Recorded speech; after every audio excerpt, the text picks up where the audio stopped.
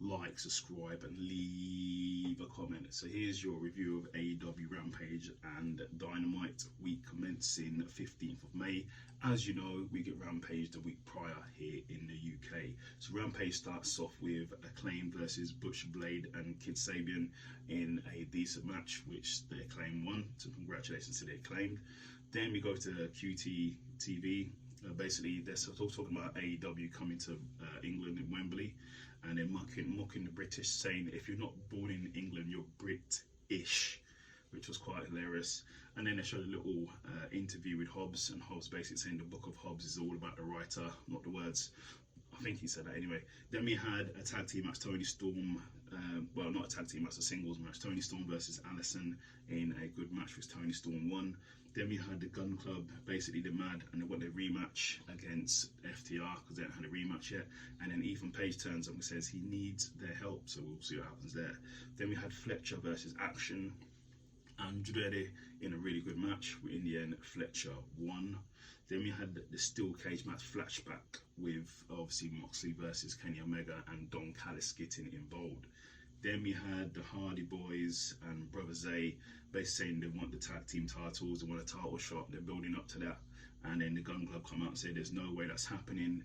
And then Ethan Page wants to beat everybody up. So we will see what happens. Then in the main event of the evening, it was Dark Order versus the Embassy and Swerve Strickland.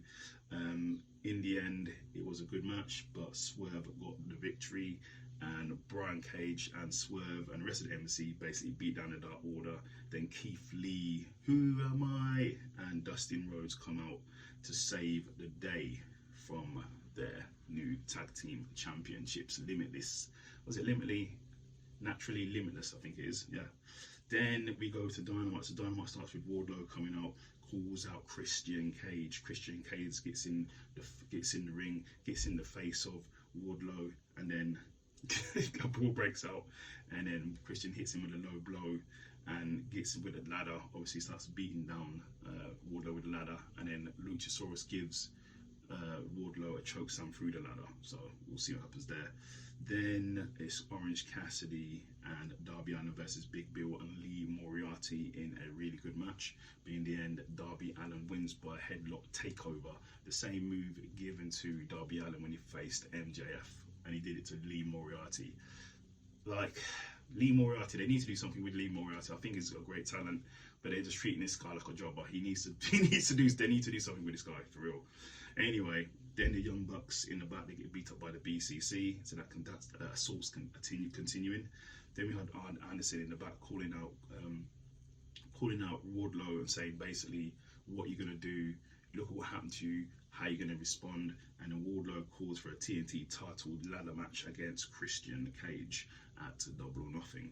Then we have Sammy Guevara versus some guy. Sammy wins and basically calls out the four-way competitors and says he's going to be the next champ. Then we have the four-way Double or Nothing AEW World Championship teaser. So we'll see what happens there. Then we have Jeff Jarrett and Jay Lethal come out. Literally, they'll come out to the ring to be interviewed, and they're jumped by FTR, and it turns into a big brawl. And then who turns up? Karen Jarrett. Karen Jarrett turns up from nowhere and then hits the FTR with a low blow. Wow, crazy. She's back. She used to be in Impact Wrestling, and now she's here. Great. Then we had Darby in the back saying, this match means a lot to him. This is all he's been working for. He wants to be the AEW champion. Then Sammy Guevara turns up and says he respects Darby. He knows no one trusts him, but let's take the titles off MJF. So we'll see what happens. Then we have Shida and Britt Baker versus Tony Storm and Ruby Soho. Obviously, it was a decent match, but obviously there was interference, and obviously someone used a spray in Britt's face, and then Tony got the victory. Then we had Roderick Strong versus Chris Jericho in a false count anywhere match. Really good match. Go and watch it. Hard hitting, hardcore, going through tables, fighting on stairs, 10 for pins on stairs, fighting right next to the crowd, fighting through the crowd, fighting outside. In the end, Adam Cole got involved, lowered the boom on Chris Jericho, and Roderick Strong got the pin. Then we had Roosh versus Jungle Boy in a pretty thrilling match, pretty close match. But in the end, Jungle Boy got the win. Then he gets beaten down by Roosh and Co. And then Darby and Sammy Guevara come out for the save. Then we have MJF in the back, about to get interviewed by Renee, but he gets really angry and smacks the mic out of Renee's hand. So obviously MJF is very frustrated. Then we have, it's said that Jamie Hayter is injured, but she's called out by Toni Storm, and she wants to face Toni Storm at Double or Nothing for the title. She wants to face Jamie at Double or Nothing for the title. So we'll see if Toni Storm can get that match, and we'll see if Jamie Hayter will be back for that match from being injured. Then we had Jay White versus Ricky Starks in a decent match, but in the end, Juice Robinson brought in a chair, tried to attack Ricky Starks. Ricky Starks took the chair, hit Jay Robinson, and hit Juice Robinson and hit Jay White. So Jay White got the win via disqualification.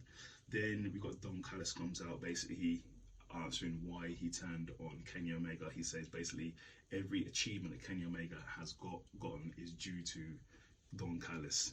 And as he was going into why he did all of this, basically Kenny Omega comes out, there's loads of security that stopped him from getting to Don Callis, and then Kenny Omega then gets jumped by John Moxley.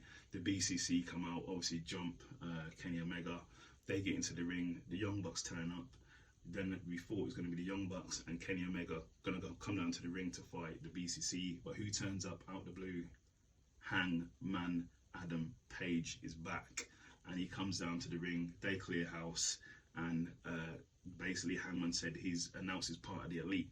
So at Double or Nothing, it's going to be the Elite versus the BCC in a Anarchy in the Arena match.